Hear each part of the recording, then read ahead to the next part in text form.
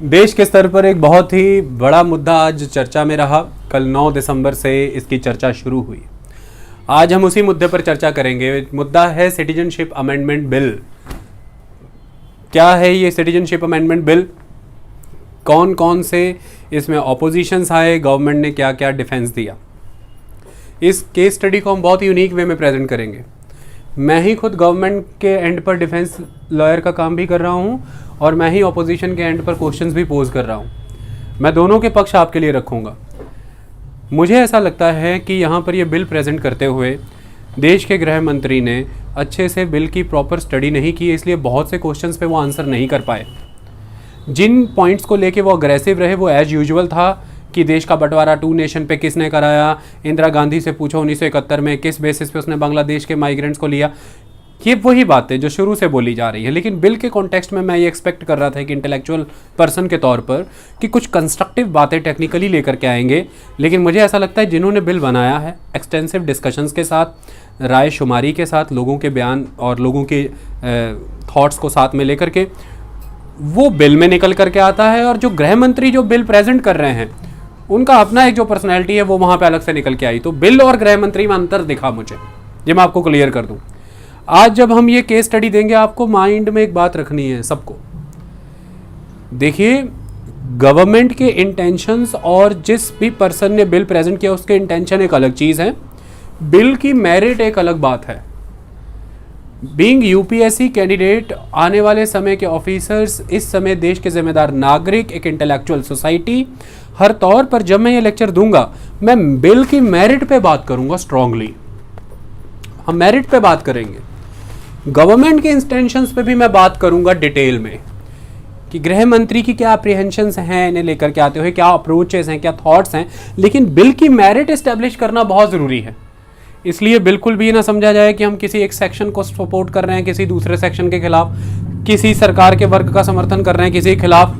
Media, government, civil society और every citizen of the country, सबको responsibly इस बात को ध्यान में लेकर के चलना है कि वो किसी भी चीज़ की मेरिट और डीमेरिट को डिस्कशन किए बिना ये नहीं डिसाइड कर सकते कि उसमें क्या सब्सटेंस था और क्या नहीं।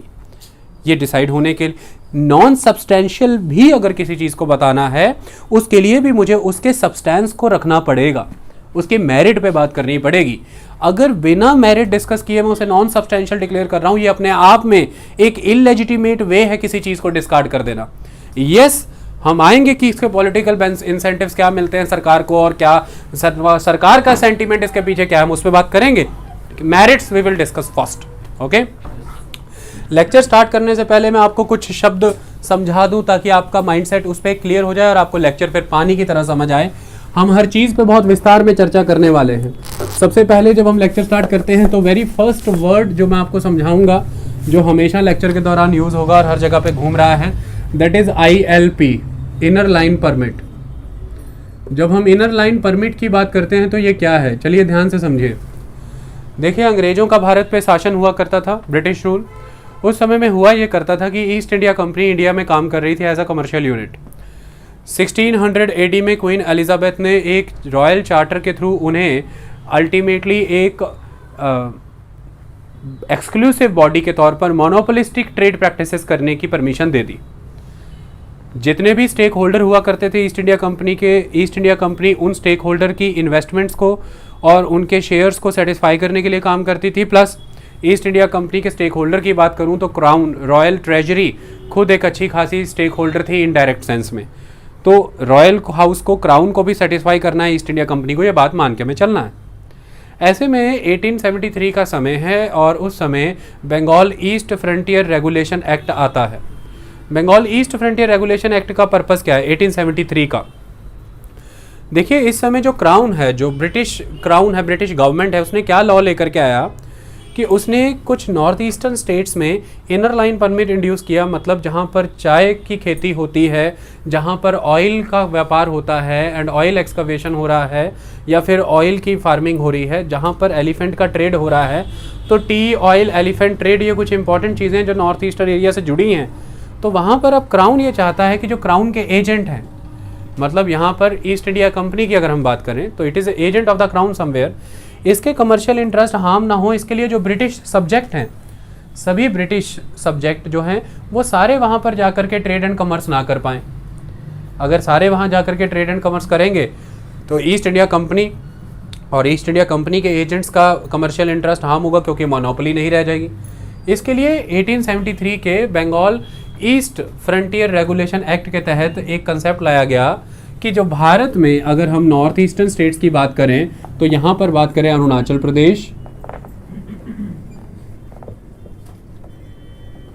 उसके नीचे अगर आप बात करें नागालैंड, उसके नीचे बात करें हम मणिपुर, और उसके नीचे बात करें तो मिजोरम,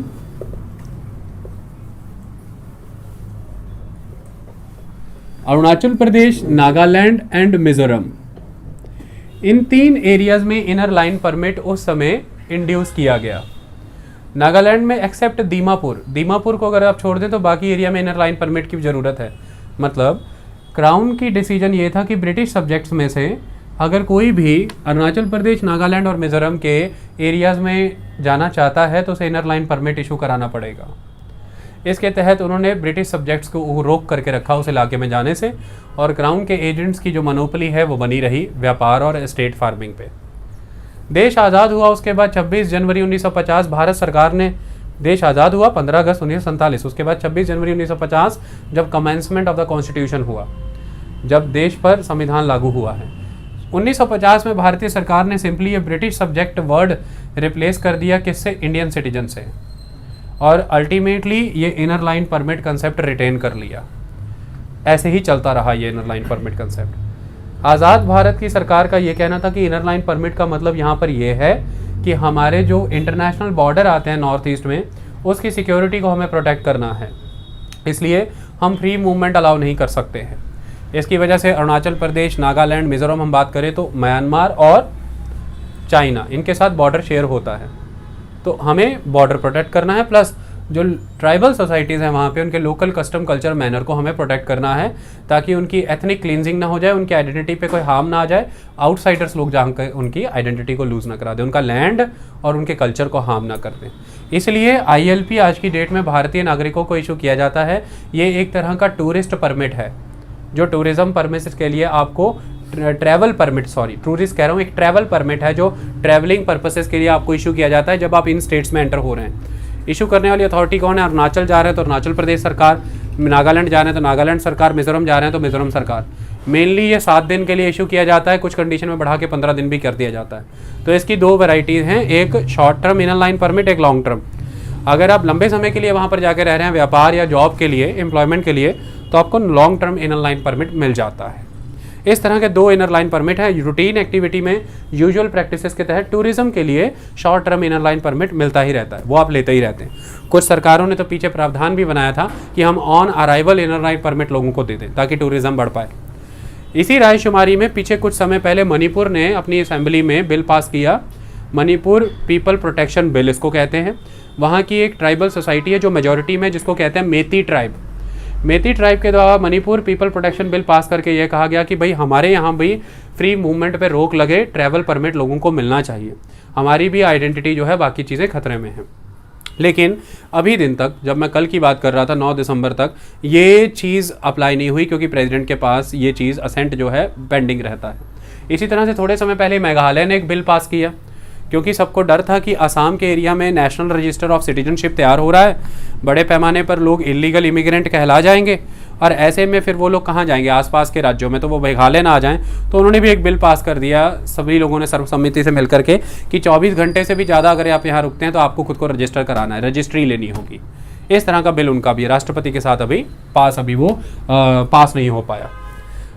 इनर लाइन परमिट के कंसेप्ट के बाद एक बहुत इंपॉर्टेंट कंसेप्ट यहाँ पर चलता है, that is 6th scheduled area and 5th scheduled area. तो अगर आप ध्यान से देखें तो आपके कॉन्स्टिट्यूशन में ओरिजिनली टोटल 8 शेड्यूल हुआ करते थे, लेकिन आज की डेट में अगर आप देखें तो टोटल 12 शेड्यूल्स आपको मिलेंगे, जिसमें 11वां शेड्यूल अगर आप देखें तो पंचायतों से जुड़ा है, 12वां शेड्यूल तो अर्बन लोकल बॉडी से जुड़ा हुआ है, सभी शेड्यूल अलग अलग है, सैलरी से जुड़े हुए शेड्यूल हैं, यूनियन एंड इट्स टेरिटरी से जुड़े हुए शेड्यूल हैं। मेनली हमें बात इस कॉन्टेक्स्ट में 5th एंड 6th शेड्यूल की करनी है। इंडिया की बात करें तो total 100 million tribal peoples India में रहते हैं, और इंडिया की टोटल पॉपुलेशन इस समय अगर आप देखें तो लगभग 1300 मिलियन के अराउंड पहुंचने वाली है। तो ऐसे में इन 100 मिलियन ट्राइबल पीपल को हमें हमेशा से प्रोटेक्ट करके रखना, ये इंपॉर्टेंट बात है। तो क्या होता है कि भारत के लगभग जितनी भी ट्राइब्स हैं उन ट्राइब की मेजॉरिटी पॉपुलेशन जो है, मेजॉरली जो ट्राइब्स हैं उन पर शेड्यूल 5 लागू होता है, क्योंकि शेड्यूल 5 ट्राइबल कम्युनिटी पे लागू होता है। वो ट्राइबल कम्युनिटी लगभग 9 राज्यों में रहती हैं, टोटल 9 स्टेट्स में रहती हैं, और उन पर ये शेड्यूल 5 लागू होता है, जिसके तहत उन्हें खास संरक्षण दिया गया है, खास अधिकार, खास प्रावधान उनके लिए किए गए हैं। लेकिन शेड्यूल 6 जो है ये कम्युनिटी ना होकर के पर्टिकुलरली एरिया पे ही लागू हो जाता है, ये एरिया पे लागू होता है, ये ट्राइबल कम्युनिटीज़ पे लागू होता है मेजॉरली। अगर आपसे कोई पूछे शेड्यूल 5 शेड्यूल 6 में से ज़्यादातर कौन सा लागू है ट्राइब्स पे, तो आंसर करिए शेड्यूल 5। 9 स्टेट्स में डिस्ट्रीब्यूटेड मेजॉरली ट्राइबल कम्युनिटीज़ पे ये लागू होता है। लेकिन शेड्यूल 6 भारत के उत्तर पूर्वी राज्यों में से, नॉर्थ ईस्ट में से 4 राज्यों पे लागू होता है, 4 स्टेट्स पे लागू होता है। अब इन 4 स्टेट्स की बात करें तो वो स्टेट्स जिन पे ILP लागू नहीं हुआ तो उनको किसी तरह का प्रोटेक्शन तो देना है। जैसे सबसे पहले ILP नहीं लागू हुआ आसाम, तो आसाम को कोई तो प्रोटेक्शन देना है। नेचुरली दूसरा मेघालय होगा, कोई तो प्रोटेक्शन देना ही है। नेचुरली तीसरा त्रिपुरा होगा, कोई तो प्रोटेक्शन देना है। लेकिन एक स्टेट जो ओवरलैप करता है 2 प्रोटेक्शन से, दैट इज़ मिजोरम। तो इसमें मिजोरम भी कवर होता है। आई बात समझ में? तो ये जो हमने शेड्यूल 6 के तहत इन पर्टिकुलर 4 स्टेट्स को प्रोटेक्शन दे रखी है, वो किस कॉन्टेक्स्ट में दे रखी है? हमने यहाँ पर ADCs बना रखी हैं, इनको कहते हैं ऑटोनोमस डिस्ट्रिक्ट काउंसिल। ये सारा टॉपिक आपके लिए UPSC के लिहाज से बहुत बहुत इंपॉर्टेंट है, इसमें जानकारी बेपनाह है। ADCs ऑटोनोमस डिस्ट्रिक्ट काउंसिल या रीजनल काउंसिल्स इनको बोलते हैं। मतलब क्या है इस चीज़ का? सपोज कीजिए कि नॉर्थ ईस्ट में मैं बात कर रहा हूँ आसाम की, तो मैं आपको ये बता दूँ कि कुल 4 राज्यों में इस समय total 10 autonomous district councils work कर रही हैं। मैं आपके सामने लिख देता हूँ उन काउंसिल्स के नाम, चलिए समझ लेते हैं कौन कौन सी है। सबसे पहले मैं अगर बात करूं आसाम की ऑटोनॉमस डिस्ट्रिक्ट काउंसिल्स की, तो यहाँ पर 3 ऑटोनॉमस डिस्ट्रिक्ट काउंसिल्स काम कर रही हैं। बोडोलैंड ऑटोनॉमस डिस्ट्रिक्ट काउंसिल काम कर रही है, Karbi Anglong autonomous district council काम कर रही है, and Dima Hasao autonomous district council काम कर रही है। तो 3 आसाम में डिस्ट्रिक्ट काउंसिल्स काम कर रही हैं। तीनों डिस्ट्रिक्ट एरिया है Bodo people, Karbi Anglong area and the Dima Hasao people. Okay, इसके बाद अगर हम बात करें तो मेघालय में आप सब जानते हैं वो 3 पहाड़ियाँ और उनके नाम, तो गैरो ऑटोनॉमस डिस्ट्रिक्ट काउंसिल या Garo hills autonomous district council, Khasi hill autonomous district council and Jaintia hills autonomous district council. इसके बाद अगर हम बात करते हैं त्रिपुरा की, तो इसमें सिर्फ एक है त्रिपुरा ऑटोनॉमस डिस्ट्रिक्ट काउंसिल, और उसके बाद आ जाता है मिजोरम। मिजोरम की अगर हम बात करें तो मिजोरम में लाई ऑटोनॉमस डिस्ट्रिक्ट काउंसिल, मारा पीपल हमने पढ़ा था ना, लाई पीपल है यहाँ पर, मारी पीपल है मारा, तो मारा autonomous district council, and Mizoram में एक और है दैट इज, तो अभी याद आ जाएगी। Total 10 district councils are working in these particular north eastern states. 4 states हैं और 10 टोटल ऑटोनॉमस डिस्ट्रिक्ट काउंसिल्स हैं। अब ये ऑटोनॉमस डिस्ट्रिक्ट काउंसिल की खासियत क्या है? देखिए, ऑटोनॉमस कैरेक्टर दे रखा है इनको, क्योंकि डिस्टिंक्ट कल्चर, कस्टम, मैनर है ट्राइबल पीपल का, इसलिए उनके ऊपर नेशनल लॉज यानी कि central laws and state laws पाबंद हो जाते हैं एक लेवल पर जाकर के, उन पर लागू नहीं होते, और अगर लागू होते हैं तो कुछ मॉडिफिकेशंस के साथ लागू होते हैं। तो इस तरह से उनको एक खास तरह का प्रोटेक्शन दे रखा है, स्पेशल स्टेटस जैसे हम कह सकते हैं। Parliamentary laws and assembly laws, विधानसभा के लॉज इन पर लागू नहीं होते, और अगर होते हैं तो कुछ खास मॉडिफिकेशन के साथ लागू होते हैं। तो ऐसे में इन डिस्ट्रिक्ट काउंसिल के पास खुद की लेजिस्लेटिव पावर है, यानी कि ये कानून बना सकते हैं अपनी डिस्ट्रिक्ट के तलक उसे रेगुलेट करने को लेकर के। सेकंड, इनके पास स्पेशल फाइनेंशियल पावर्स होती हैं, ये अपने फाइनेंशियल ऑटोनॉमी को एग्जीक्यूट कर सकते हैं, फाइनेंसेस मैनेज कर सकते हैं। तीसरा इंपॉर्टेंट एस्पेक्ट, ये खास तरह के जुडिशरी प्रोविजंस भी कर सकते हैं अपने डिस्ट्रिक्ट काउंसिल के लिए। इनको आज़ादी है अपने कस्टम कल्चर मैनर पर बेस्ड विलेज पंचायत और बाकी बॉडीज़ बनाने, विलेज अदालतें, ग्राम पंच अदालतें बनाने की इनको आज़ादी रहती है। नॉर्थ ईस्टर्न स्टेट्स में ये बनती हैं। आई बात समझ में, जो उन्हीं के कस्टम कल्चर मैनर पर काम करती हैं। कस्टमरी कोर्ट्स जिन्हें हम कहते हैं, कस्टमरी जुरिस्डिक्शन सिस्टम जिसे हम कहते हैं। लेकिन जब ये फाइनेंशियल ऑटोनॉमी की बात की तो फाइनेंसेस अल्टीमेटली इन्हें स्टेट और सेंट्रल गवर्नमेंट की ग्रांट से आते हैं। सेकेंड इंपॉर्टेंट एस्पेक्ट, जब मैंने कहा कि लेजिस्लेटिव आज़ादी है, लेजिस्लेशन एटलीस्ट कॉन्स्टिट्यूशन के दायरे में जरूर रहेंगे और लेजिस्लेटिव गाइडलाइंस जो सेंट्रल और स्टेट की रहेंगी उसी के तहत रहेंगे। तीसरा, जब मैंने कहा कि इनको जुडिशरी की आज़ादी रहती है तो हाई कोर्ट और सुप्रीम कोर्ट के सबॉर्डिनेटेड ही होती है, इनकी जुडिशियल एक्टिविटीज़ भी उससे बाहर नहीं हो सकती हैं। तो इस तरह से ये काफ़ी ऑटोनॉमस वे में अपना काम करते हैं। इस पर डिटेल में लेक्चर रखेंगे। इन्हें कई प्रॉब्लम्स भी झेलनी पड़ती हैं और इनका क्रिटिसिज्म भी है। कई अधिकार जो पंचायतों को मिले हैं वो वहाँ पे औरतों को नहीं मिले हैं। जैसे एक उदाहरण के तौर पर पंचायती राज इंस्टीट्यूशन में 73rd कॉन्स्टिट्यूशन अमेंडमेंट के अकॉर्डिंग औरतों को 1/3 रिजर्वेशन है, लेकिन यहाँ पर ऐसा कुछ नहीं है। ओके, तो मैंने ILP समझा दिया आपको और ऑटोनॉमस डिस्ट्रिक्ट काउंसिल एरियाज मैंने आपको समझा दिए, ये हमें क्लियर हो गया। Okay,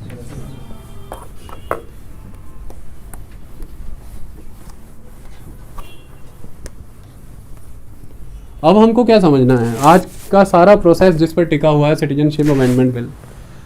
citizenship amendment bill actually में हमारे कॉन्स्टिट्यूशन की अगर हम बात करें तो उसमें सिटीजनशिप का प्रावधान पहले से ही था। जिस दिन कॉन्स्टिट्यूशन एग्जिस्टेंस में आया तो हमने उसके अंदर सिटीजनशिप का प्रावधान रखा था, और उसके बाद जिस दिन कॉन्स्टिट्यूशन कमेंस किया गया, जिस दिन भारतीय गणराज्य पर भारत का संविधान लागू किया गया, उस दिन उसमें नागरिकता से जुड़े हुए सारे के सारे प्रावधान थे। इस बात को आपको समझना है। तो सिटीजनशिप के रिलेटेड अगर हम चलें तो पार्ट 2 में कॉन्स्टिट्यूशन के ये मेंशन है, और इससे रिलेटेड आर्टिकल 5 से लेकर के आर्टिकल 11 तक आपको आर्टिकल्स मिल जाएंगे। आर्टिकल 5 टू आर्टिकल 11 कुल 6 आर्टिकल्स इसके अंदर आपको मिलते हैं। ये इंपॉर्टेंट चीज़ है।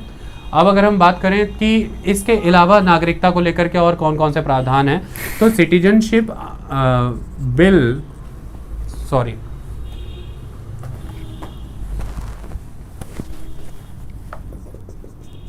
सिटीजनशिप एक्ट 1955 ये एक इम्पॉर्टेंट एक्ट है जो इन आर्टिकल्स के साथ मिला करके रीड किया जाता है। इन आर्टिकल्स को कि एक्चुअल जो इम्प्लीमेंटेशन है वो सिटीजनशिप एक्ट 1955 के द्वारा होती है।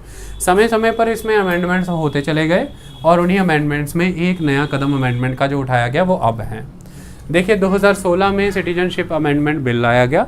बिल विधेयक होता है। जब भी कोई कानून बनता है, जब भी कोई लॉ बनता है, शुरुआत बिल से होती है। बिल पेश किया जाता है, लोकसभा में पेश हुआ है तो लोकसभा से पास होकर राज्यसभा में जाता है और उसके बाद चला जाता है राष्ट्रपति के पास। राज्यसभा में पेश हुआ है तो राज्यसभा से पास होकर लोकसभा में जाता है, वहाँ से पास होकर चला जाता है राष्ट्रपति के पास।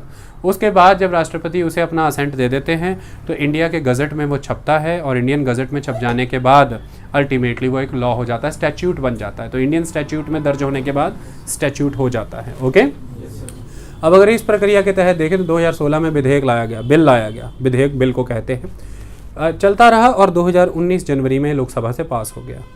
लेकिन जब ये 2019 लोकसभा में पास हुआ था तो अल्टीमेट अपोजिशन आई थी उस समय आसाम की जनता की तरफ से, क्योंकि आम चुनाव का दौर था, जनरल इलेक्शंस थे उस समय लोकसभा के, और सरकार को ये पता था कि नॉर्थ ईस्ट एक बहुत ही डिसीजिव फैक्टर के तौर पे काम करेगा।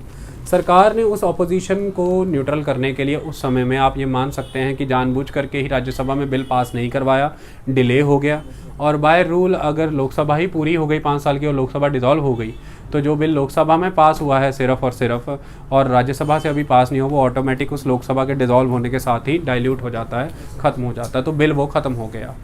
ऐसा माना जाता था कि गवर्नमेंट ने पर्पसली उसे लैप्स करवाया है। ओके, अब अगर हम इस प्रोसेस के तहत चले तो वो दोबारा प्रक्रिया हो गई, और अब 4 दिसंबर 2019 को केंद्रीय कैबिनेट ने इसको बिल को असेंट दिया, और 9 दिसंबर 2019 को देश के गृह मंत्री ने ये बिल जो है वो पेश कर दिया। पेश होने के लिए खास बात इस बार ये हो गई थी कि बिल पेश करने तक के लिए भी वोटिंग करानी पड़ गई। बिल सीधा पेश नहीं हो पाया, बिल पेश होने के लिए वोटिंग कराई गई, और अच्छी खासी 290 से ऊपर की मेजॉरिटी से बिल पेश होने की अनुमति पा ली गई। लगभग 80 के अराउंड लोगों ने अपोज किया था। लेकिन जब बिल के ऊपर चर्चा हुई, बिल आगे बढ़ा तो बिल पास भी करा लिया गया। फिर वही स्टेटस 290 के अराउंड लोगों ने इसे पास होने की परमिशन दे दी, और 80 के अराउंड लोगों ने इसको अपोज कर दिया। एग्जैक्ट अगर हम देखें तो 293 लोग इसके फेवर में रहे, 82 जो है इसके अपोजिशन में रहे।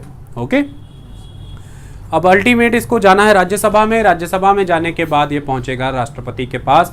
राष्ट्रपति के पास अधिकार हैं 3 वीटोस के। देखते हैं राष्ट्रपति वो करते हैं कि नहीं करते हैं। 3 वीटो राष्ट्रपति यूज़ कर सकते हैं। पहला अधिकार राष्ट्रपति के पास ये हो सकता है कि राष्ट्रपति इसे पुनर्विचार के लिए वापस भेज दें। इसको कौन सी वीटो कहते हैं हम? Suspensive veto. राष्ट्रपति इसे फिर से विचार के लिए भेजेंगे। दूसरा विचार ये है कि राष्ट्रपति इसे क्या कर सकते हैं, अपनी जेब में रख सकते हैं इनफाइनाइट टाइम के लिए, यानी कि पॉकेट वीटो का यूज़ कर सकते हैं। और तीसरा अधिकार जो उनके पास ये है वो कौन सा है? हाँ, एब्सोल्यूट वीटो। वो इसे विद होल्ड कर सकते हैं, इसे ख़त्म भी कर सकते हैं। तो एब्सोल्यूट वीटो, सस्पेंसिव वीटो और पॉकेट वीटो, 3 वीटो के प्रावधान राष्ट्रपति के पास रहेंगे। वो राष्ट्रपति की बात है वो क्या करते हैं क्या नहीं कर ले, क्योंकि मेजॉरिटी पास होकर के ही गया है। और अगर आप बात करें तो काउंसिल ऑफ मिनिस्टर एक तरह से प्राइम मिनिस्टर के साथ काम करती है, लेकिन काउंसिल ऑफ मिनिस्टर एक तरह से राष्ट्रपति के साथ मिलकर के ही चलती है। राष्ट्रपति काउंसिल ऑफ मिनिस्टर की एडेड एडवाइस पर ही काम करते हैं। तो इस तरह से राष्ट्रपति के पास जब ये जाएगा, ऐसा माना जाता है कि राष्ट्रपति अनुमति देते हैं, क्योंकि लोकसभा राज्यसभा से पारित है, लेकिन उनके पास ये 3 वीटोस है। इस बात का आपको ख्याल रखना है। मान लीजिए ये कानून बन जाएगा या जो भी है, वो एक अलग बात है। अभी के लिए इसके फेवर में क्या है और इसके अपोज में क्या है उसको समझ लेते हैं। इसमें प्रावधान क्या है, पहले हमें कुछ अंतर समझने पड़ेंगे, उसको समझिए। 1955 के जब हम एक्ट की बात करते हैं उसमें क्या प्रोविजन था और इसमें क्या प्रोविजन। देखिए 1955 के एक्ट के मुताबिक ये हुआ करता था कि अगर आपको भारतीय नागरिकता लेनी है उसके लिए आपको क्या करना पड़ेगा। सबसे पहला एस्पेक्ट तो ये है कि आप इंडिया में अगर आए हैं तो कोई ना कोई लीगल डॉक्यूमेंट आपके पास होना चाहिए, पहली बात। और वो लीगल डॉक्यूमेंट एक्सपायर्ड नहीं होना चाहिए। मतलब आप इलीगल इमिग्रेंट ना कहलाएं, आप लीगल इमिग्रेंट कहलाएं। इलीगल इमिग्रेंट वो होता है जो 2 कंडीशंस को सेटिस्फाई करता है। पहला तो वो किसी वैध दस्तावेज के ही भारत आ गया, यानी कि वो किसी लीगल डॉक्यूमेंट के ही भारत एंटर हो गया। या दूसरी बात, वो आया तो लीगल डॉक्यूमेंट के साथ था, लेकिन उससे लीगल डॉक्यूमेंट की म्याद खत्म हो गई, एक्सपायरी हो गई, वो फिर भी यहाँ रही जा रहा है। ये इलीगल है। 1955 के प्रावधान के मुताबिक मैं आपको क्लियर कर देना चाहता हूँ, इलीगल इमिग्रेंट किसी भी लेवल पर एलिजिबल ही नहीं था भारत में सिटीजनशिप अप्लाई करने के लिए। इस बात को आप मानिए। हिंदू, सिख, बुद्ध, जैन, पारसी, क्रिश्चियन, इस्लाम, मुस्लिम, कोई भी इलीगल इमिग्रेंट अप्लाई करने के लिए वैलिड ही नहीं था। ये बात समझ में आई? मतलब मुस्लिम पहले भी अगर इलीगल वे में भारत आया है तो वह एलिजिबल नहीं है कि वो सिटीजनशिप के लिए अप्लाई करे, और वो आज भी 2019 के बाद भी एलिजिबल नहीं रहेगा। तो उसका स्टेटस 70 साल से लेकर के जो सेम आ रहा है आगे भी यही है। इसमें ध्यान रखिए कि मुस्लिमों के ये सारे बिंदु मैं आपसे डिस्कस करूंगा, और आपको क्लियर होना चाहिए जब आप कुछ भी न्यूज़पेपर या प्रेस या मीडिया खबर सुन रहे हैं। अधिकार घटाए नहीं है, जैसा स्टेटस था वही स्टेटस मेंटेन है। तो स्टेटस को है मुस्लिमों का। परिस्थिति जस के तस बनी है, पहले से दिए अधिकार काटे नहीं गए हैं। नए प्रावधान के तहत नए अधिकार दिए नहीं गए, समझिए इस बात को। दूसरा इंपॉर्टेंट एस्पेक्ट इसमें अब क्या कर दिया है 2019 में, कि अगर तो आप कोई लीगल डॉक्यूमेंट के थ्रू आए थे और वो एक्सपायर हो गया, या आप बिना लीगल डॉक्यूमेंट के ही आए हैं, 31 दिसंबर 2014 तक अगर आप भारत आ गए हैं, तो अब आपके पास अपॉर्चुनिटी है, आपको एलिजिबल एटलीस्ट बना दिया है कि आप एप्लीकेशन फाइल कर सकते हैं सिटीजनशिप के लिए। लेकिन सिटीजनशिप एक्ट बन जाना 2019 इस बात का प्रमाण नहीं है कि ये ऑटोमेटिक यूनिवर्सल सिटीजनशिप है। मतलब आपको ऑटोमेटिक सिटीजनशिप नहीं मिलेगी, आप सिर्फ अयोग्य थे और योग्य हो गए। 1955 के मुताबिक आप हमेशा से अयोग्य ही रहने वाले थे, लेकिन अब आप योग्य हो गए। पहले इनएलिजिबल थे, अब एलिजिबल एटलीस्ट हो गए, और एलिजिबल होने के बाद भी आपको फाइल करना पड़ेगा, फिर नेचुरलाइजेशन के प्रोसेस को सेटिस्फाई करना पड़ेगा, प्रकृतिकरण के प्रोसेस को, और फिर आप भारत के नागरिक बनेंगे सारी प्रक्रिया का पालन करके। आई बात समझ में? लेकिन ये बेनिफिट दिया किसको गया है? ये बेनिफिट दिया गया है हिंदू, सिख, बुद्ध, जैन, पारसी, क्रिश्चियन, ये इनको दिया गया है। वो नहीं कह रहे एक्सेप्ट मुस्लिम, ये कह रहे हैं मीडिया। बच्चे ने एक सवाल पूछा था कि सर फिर ये ऐसा ही कह देते कि एक्सेप्ट मुस्लिम ये बाकियों को दिया जाएगा। ऐसा नहीं कहा जा सकता, इस बात को ध्यान में रखिए। इनको दिया जा रहा है, इनका नाम है, दैट्स इट। फिर सवाल ये बनता है कि छोड़ा किसे? मुसलमानों को ही छोड़ा ना। जूइश पीपल को छोड़ दिया, और कुछ वो लोग ये पर सवाल लेके आए थे कि एथीस्ट भी छोड़ दिए। एथीस्ट कहाँ जाएंगे, नास्तिक लोग कहाँ जाएंगे, उनका क्या कसूर है भाई। भगत सिंह का उदाहरण है, एथीस्ट ही थे वो। तो ये इनका नाम आता है कि हिंदू, सिख, बुद्ध, जैन, पारसी और क्रिश्चियन को ये दिया जाएगा। पहले इनएलिजिबल थे, अब एलिजिबल हो गए। चलिए, पहले इनएलिजिबल तो कर ही नहीं सकता, लेकिन जो लीगल में इमिग्रेंट है, जो लीगल है, एलिजिबल है, जो वो क्या करेगा, उसके पास दो ग्राउंड से सेटिस्फाई करनी पड़ती थी सिटीजनशिप के लिए। सबसे पहले लास्ट 14 ईयर से वो में से 11 ईयर एटलीस्ट उसने इंडिया में बिताए हों, पिछले 14 सालों में से 11 साल उसने एटलीस्ट भारत में बिताए हों। पिछले 14 साल कौन से, जिस दिन एप्लीकेशन कर रहा है उसके पिछले 14 सालों से। आई बात समझ में। और अल्टीमेट एस्पेक्ट ये है कि जब एप्लीकेशन कर रहा है उसके ठीक इमीडिएट, उसके प्रीसीडिंग 12 मंथ, उसके इमीडिएट 12 महीने पहले से लगातार भारत में रह रहा होना चाहिए। तो 11 साल प्लस 12 मंथ माने 1 ईयर, तो कितना हो गया टोटल 12 ईयर। पहले 12 साल का समय लगता था आपको नागरिकता लेने के लिए।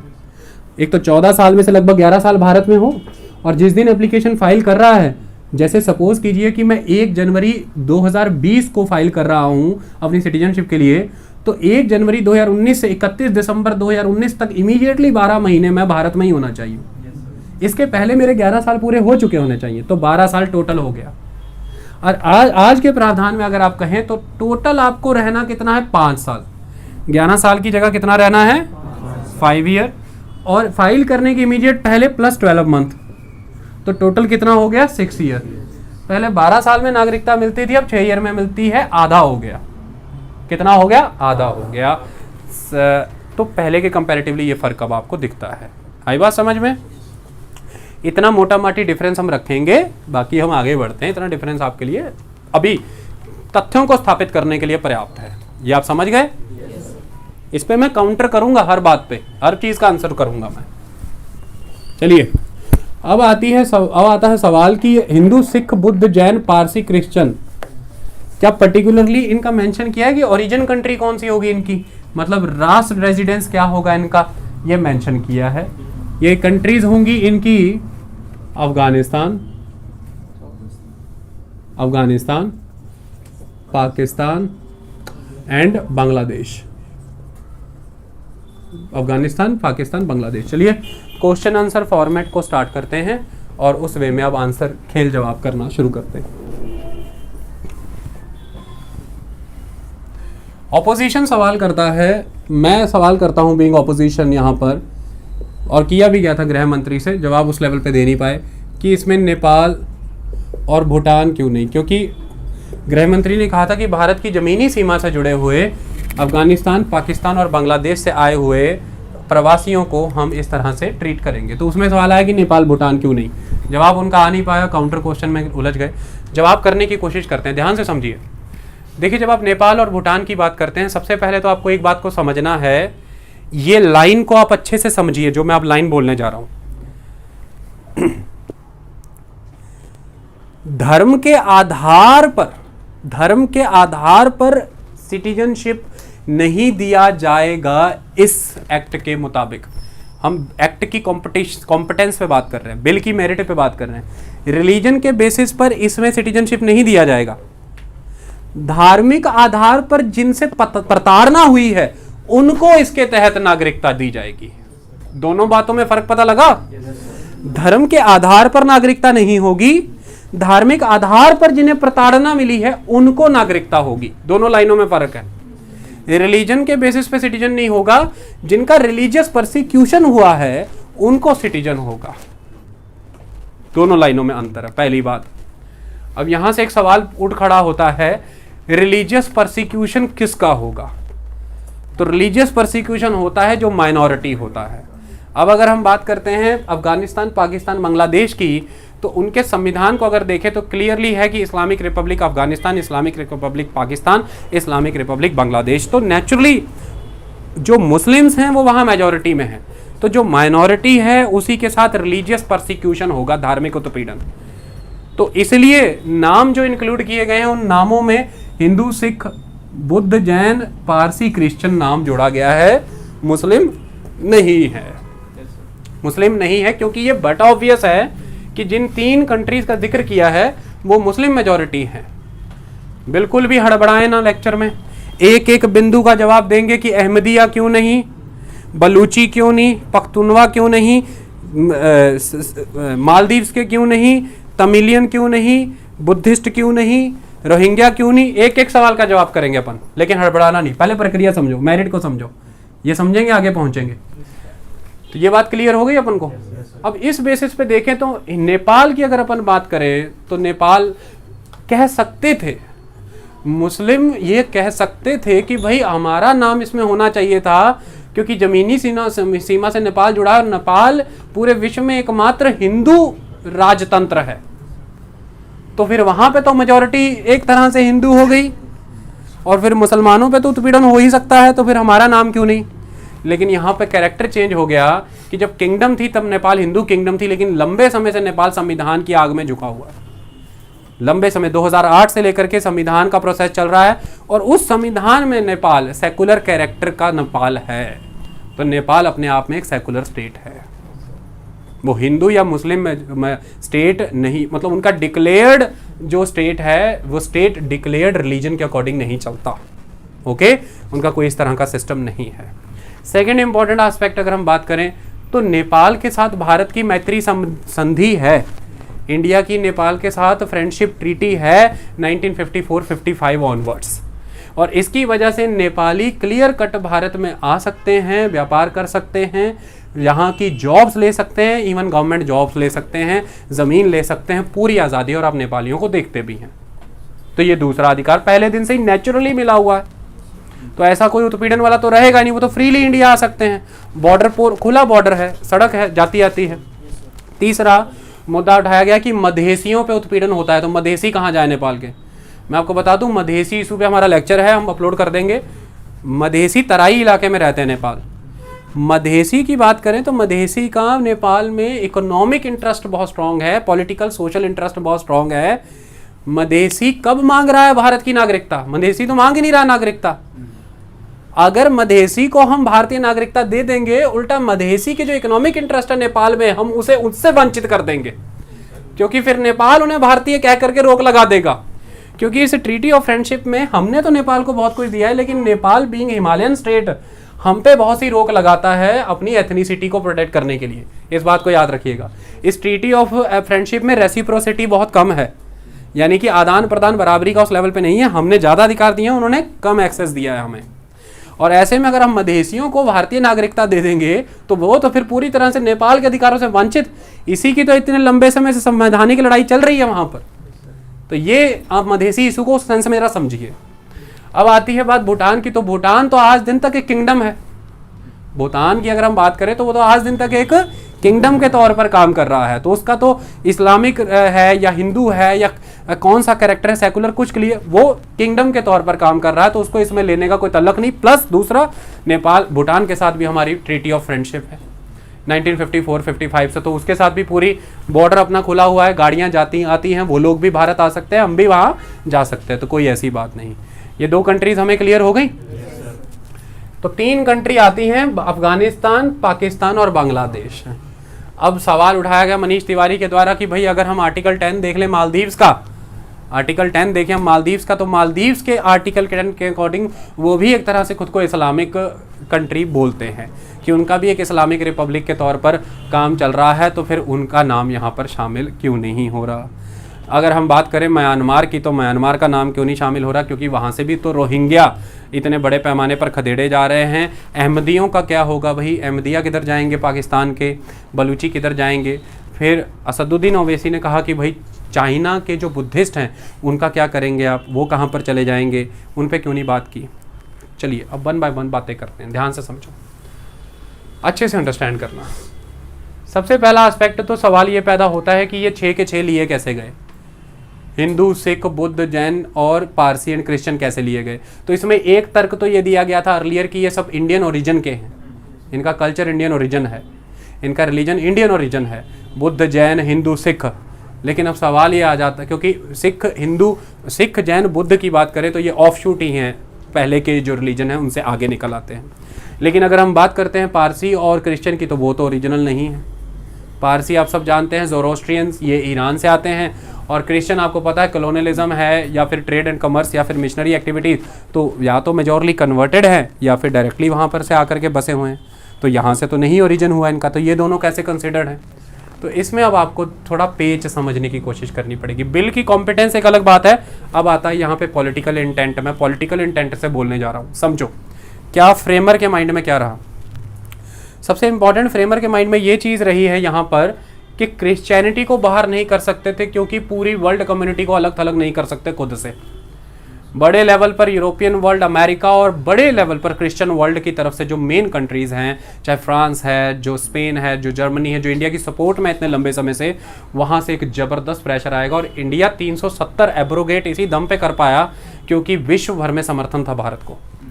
भारत ने पाकिस्तान के खिलाफ एक अच्छी लामबंदी की है और उसका समर्थन था, इसलिए हर विश्व के हर पटल पे पाकिस्तान को मुंह की खानी पड़ी और भारत को समर्थन मिलता रहा सबका। इस दम पे 370 खत्म हुआ। आप एक बात याद रखना, केवल तुर्की और मलेशिया के कुछ स्वर छोड़ देते और कोई भी पाकिस्तान के हित में बोल नहीं पाया। इनफैक्ट चाइना भी उतना ओपन होके, वोकल होके नहीं आ पाया। ऐसे में क्रिश्चियन समाज को इसमें रखना अनिवार्य हो जाता था भारतीय राजनीति के इतिहास से, वरना ये अलग थलग कर दिए जाते, रेमिफिकेशंस और रिपरकशंस बहुत झेलने पड़ते। इसको तकनीकी तौर पे समझिए, पहली बात। और दूसरी बात, अगर बात करते हैं क्रिश्चियनिटी की, तो बहुत बड़ा वर्ग है ऐसा हिंदू समाज का ही जो क्रिश्चियनिटी में कन्वर्ट हुआ था।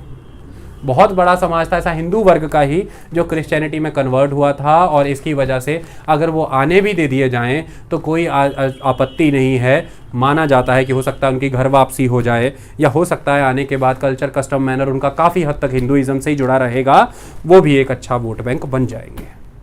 ये दूसरी बड़ी बात आती है कि पारसियों क्यों अलाउ किया। भाई मेरी बात सुनो एक ध्यान से, इतना लेक्चर पढ़ा दिया पॉपुलेशन पे। भारत में सिर्फ एक ऐसी कम्युनिटी है जिसके लिए उल्टा चल रहा है, उन्हें प्रमोट किया जा रहा है कि पॉपुलेशन बढ़ाओ, बच्चे पैदा करो, उनकी जनसंख्या ही क्या रह गई है। ऐसे में किन जमानों में वो माइग्रेट हुए हैं, याद करो जब मुस्लिम आक्रमण ईरान पे हुआ। वो पारसी एक वेव है, ज़ोरोस्ट्रियन एक वेव है जो उन सदियों में आ गए। अब कोई रीसेंट माइग्रेशन कोई सुनी आपने, को वेव सुनी को पारसियों की भारत में भाई? तो ऐसे में यहाँ पर अश्योर्ड था कि यहाँ से कोई नंबर्स आएंगे ही नहीं, पारसीज आने से रहे। लेकिन वर्ल्ड लेवल पर और कंट्री लेवल पर यह प्रोजेक्ट होना चाहिए कि लिटरली हम सारी माइनॉरिटीज की बात कर रहे हैं, इसलिए पारसी उसमें रखा गया कि केवल ये ना दिखे कि भाई हम बुद्ध, सिख, जैन, हिंदू, जो सिर्फ 4 मेन रिलीजन इस कंट्री के हैं, सेकुलर करेक्टर इंडिया लूज कर रहा है। इंडिया बात नहीं कर रहा क्रिश्चियनिटी की, इंडिया बात नहीं कर रहा इस्लाम की, इंडिया बात नहीं कर रहा पारसी की, ऐसा नहीं है। इंडिया बात कर रहा है पारसी की, इंडिया बात कर रहा है क्रिश्चियन की, क्योंकि इंडिया सेकुलर है, ऐसी एक छवि बनाई गई और पारसी अलाउ किए गए। असल मायने में अगर आप मुझसे पूछें तो मैं आपसे पूछता हूं कितने जैन आएंगे वापस? जैन की जनसंख्या है ही क्या गुजरात और महाराष्ट्र में, बताइए मुझे आप। 0.4%। तो वर्ल्ड लेवल से कितने का आएंगे इमिग्रेंट भाई? किधर है इमिग्रेशन इनका? असल मायने में अगर आना है, और भारत में बुद्ध की पॉपुलेशन क्या है भाई? महाराष्ट्र, लद्दाख और सिक्किम में छोड़ करके। अगर कोई आएगा सही मायने में तो हिंदू ही आना है, इसको समझो ध्यान से। और अफगानिस्तान से सिख आना है। ये 2 परसिक्यूशन पाकिस्तान में भी है हिंदू पे, अब बांग्लादेश में भी है, और कुछ हद तक अफगानिस्तान में भी है। तो ये खेल जो है मेन, ये वो जो हिंदू सेगमेंट है एक बड़ा, उसके लिए ये है। लेकिन अब अपन ऐसा कह नहीं सकते थे क्योंकि हमने नाम माइनॉरिटी लेना है, क्योंकि कंसेप्ट मेजॉरिटी कंट्री का चल रहा है। आई बात समझ में? तो that was the important aspect. ये है जो पॉलिटिकल इंटेंट। लेकिन बात बिल की मेरिट की करते हैं। बिल अपनी मेरिट पे चल रहा है पूरा, बिल ने मेरिट नहीं लूज की। बिल मेरिट पे ये तर्क देता है कि भाई कैसे एक्सेप्ट कर लें भाई रोहिंग्या को म्यांमार से। कंसेप्ट समझो। रिलीजियस परसिक्यूशन वर्ड को भूलो मत, ध्यान से समझो। मैं आपसे एक सवाल पूछता हूं। एक बात ये कही जाती है कि अगर मुस्लिम जो है उस पर रिलीजियस परसिक्यूशन होता है तो 51 कंट्रीज अवेलेबल हैं उसके लिए माइग्रेट होने के लिए, लेकिन हिंदू पे अगर परसिक्यूशन होता है तो कहां जाएगा बताइए? किस कंट्री में जाएगा। ये तर्क दिया जाता है सरकार।